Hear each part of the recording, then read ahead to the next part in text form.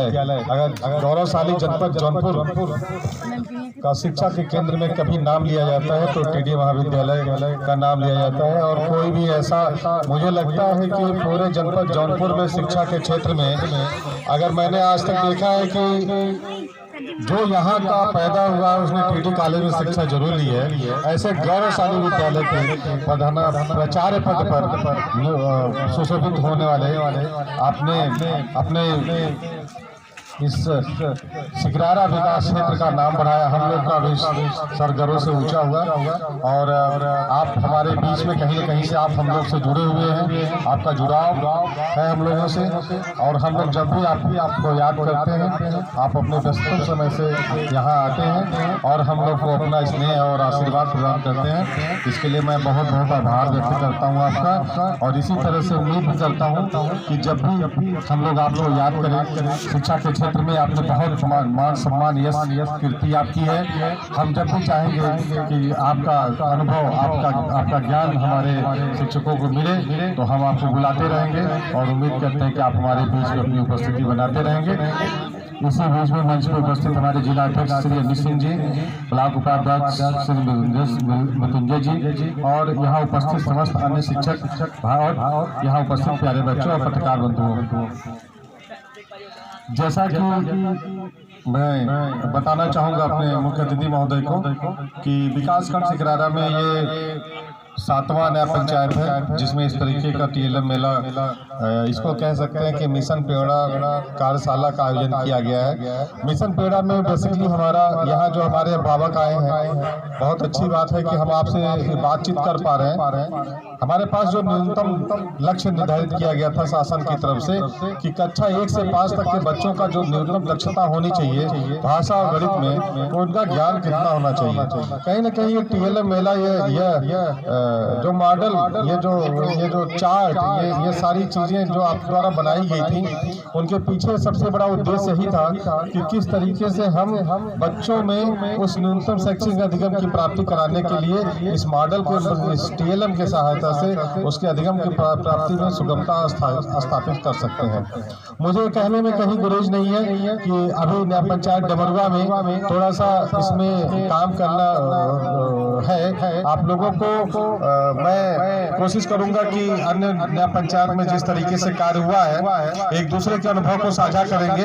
जैसा कि वीडियो के माध्यम से और व्हाट्सएप के माध्यम से, तमाम फोटोज के माध्यम से आप लोग को ये चीजें साझा कराई जा रही हैं, तो आप लोग बच्चों के जो अधिगम है उसको किस तरीके से आप एकदम उनके करीब जाके आप पढ़ा सकते हैं, उस चीज को हमने डेवलप करने का प्रयास किया है। और हम निश्चित रूप से जब ये पूरे विकासखंड का TLM का प्रदर्शनी एक बार लग जाएगा तो हम उसकी छटनी करके हम उसको पूरे विकासखंड में से जो सबसे बेस्ट प्रैक्टिसेस के TLM रहेंगे उनको उपलब्ध करवाएंगे और उसके कई क्लोन पूरे विकासखंड सिकरारा के स्कूलों को उपलब्ध करवाने का काम करेंगे, ताकि हमारे बच्चों का जो हमारा लक्ष्य है कि हम अपने बच्चों को वो न्यूनतम अधिगम स्तर की प्राप्ति करवा दें, जो कि हमारे माननीय मुख्यमंत्री जी की, हमारे शासन की इच्छा है कि उत्तर प्रदेश का जो प्रेरक प्रदेश बनने के लिए जो सबसे बड़ी जरूरी बात है कि हमारे बच्चों में वो शैक्षिक योग्यता होनी चाहिए। और वो प्रदेश प्रेरक प्रदेश तभी बन पाएगा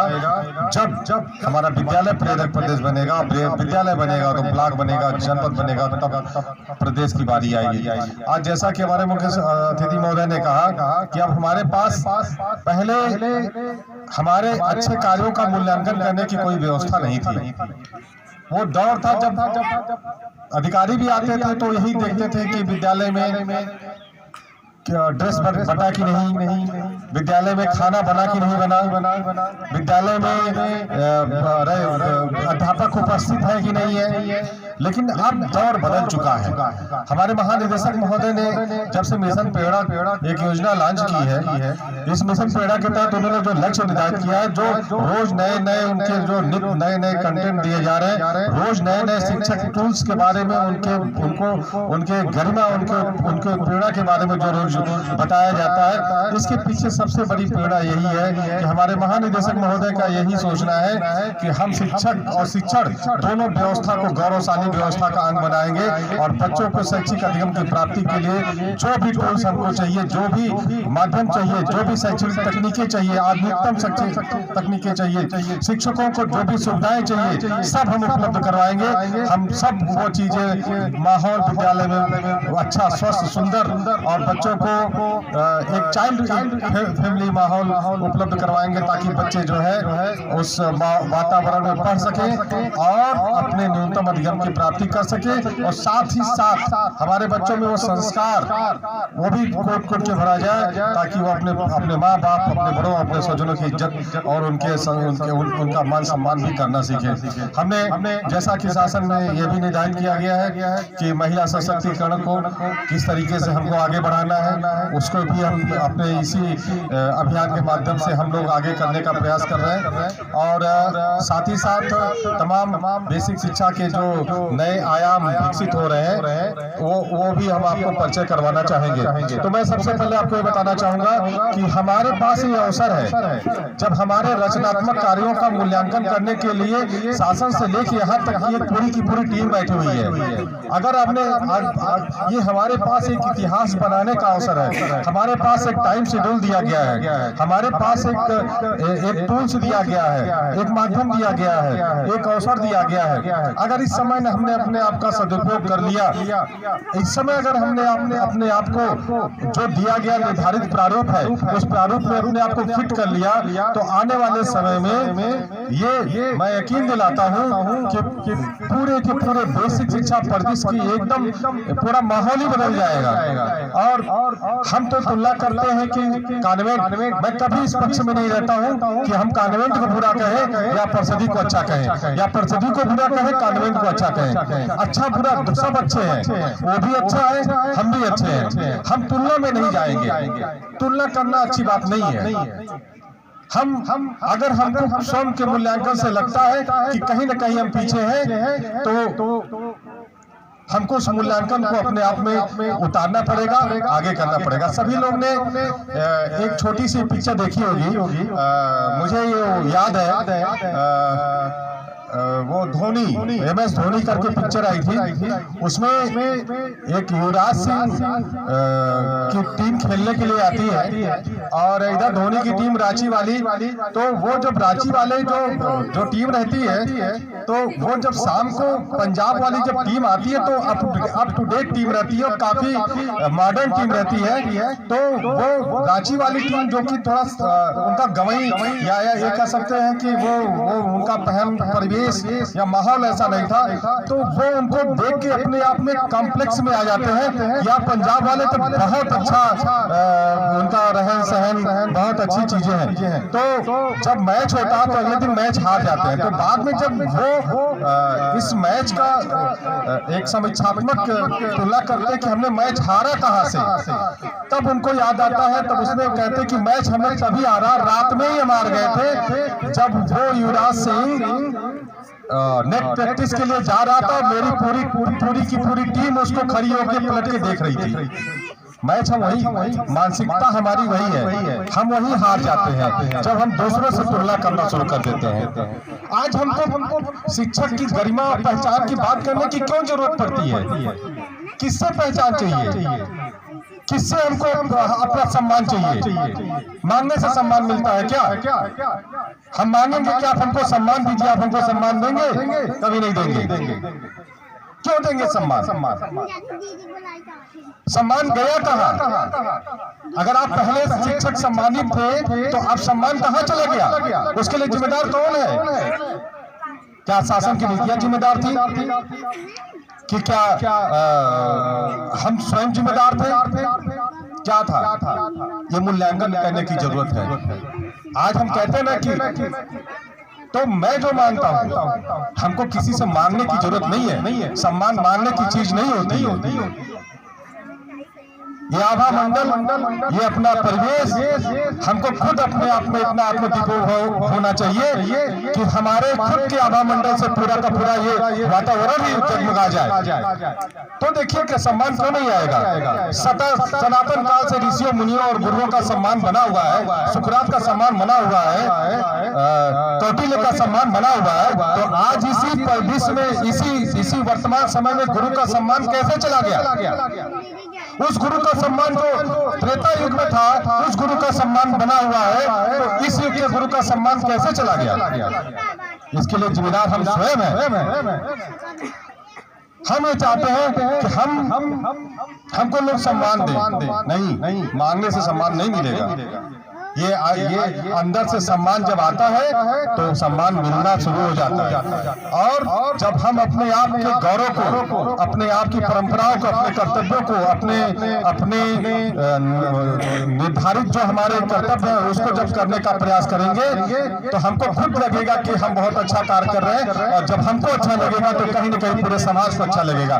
हमारे ये बच्चे ये हमारे मानक, हमारे पैमाना, ये बच्चे हैं। ये बच्चे जब ये जाके अपने समाज में माँ बाप के बीच में वो संस्कार को उनके उतरेगा, उनका बच्चों का जो ज्ञान है वो जो बच्चों उनके माँ बाप के परिवेश के अभिभावकों के बीच में जाएगा तो ऑटोमेटिक गुरु का सम्मान बढ़ जाएगा।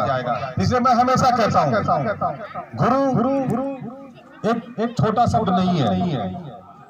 और शिक्षक जो इस समाज का निर्माता है, कहने के लिए तो बहुत बड़ी छोटी बात है कि हम कहने में कह देते हैं कि हम निर्माता है। सही हमको इवैल्यूएशन करने की जरूरत है। तो आज हम अपने कहीं न कहीं विचलन है अपने मार्ग से, और सिर्फ शिक्षक ही नहीं विचलित है, ये पूरे के पूरे समाज के हर संस्थाएं, हर व्यक्ति, हर पूरी की पूरी संरचनात्मक ढांचा ही कहीं न कहीं अपने मार्ग से विचलित हो गई है।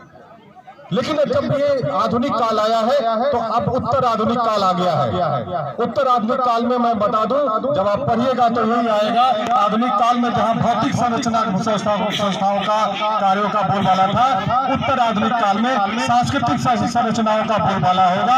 अब ये कोई पैमाना नहीं रखता कि हम किस गाड़ी से आए हैं, कैसा पहने हुए हैं। अब पैमाना ये रखेगा कि हमारे अंदर विचार कैसे हैं और हमारे संस्कार कैसे हैं। अब किसी को प्रभावित नहीं करता कि आप कितने बड़े घर में रहते हैं। अब किसी को नहीं प्रभावित करता है कि आपके घर में टीवी कौन सी है। अब तो प्रभावित ये करता है कि यार आप जो काम करने जा रहे हो उस काम को आप कितने मनोयोग से कर रहे हो। क्योंकि भौतिकता के एक चरम पे आ गए हैं। पहले गांव में एक 4 पहिया गाड़ी आती थी, अच्छे लोग छूने के लिए दौड़ पड़ते थे। आज छोटे छोटे बच्चे भी पलट के नहीं देखते हैं। क्यों? वो खत्म हो गया, सारे क्रेज खत्म हो गए। आपके पास कौन सी गाड़ी है, क्या है, आपके पास कौन से भौतिक संसाधन है, कोई मतलब नहीं था। अगर आज हमारे मुख्य अतिथि जी का स्वागत है तो सिर्फ इनका सम्मान इसलिए है कि वो शिक्षक प्रतिनिधि के रूप में पूरे शिक्षक मूल्यों के लिए उन्होंने अपना जीवन त्याग दिया, इसलिए इनका सम्मान है। कितना ही नहीं सम्मान है कि टिकरी गांव में इन्होंने कितना बड़ा मकान बनवाया है और कहाँ इन्होंने क्या किया है। तो निश्चित रूप से आने वाले समय में हमको मांगना नहीं है समाज से, हमको देना है। गुरु देता है। दुनिया में मैंने कल भी बोला था, देने वाले से दो हो निस्वार्थ, एक माँ होता है, एक गुरु होता है। और दुनिया में कोई ऐसा संबंध नहीं है जो स्वार्थ में न टिका हो। सिर्फ यही 2 संबंध है जो निस्वार्थ भाव से देते हैं और जीवन भर देने का काम करते हैं।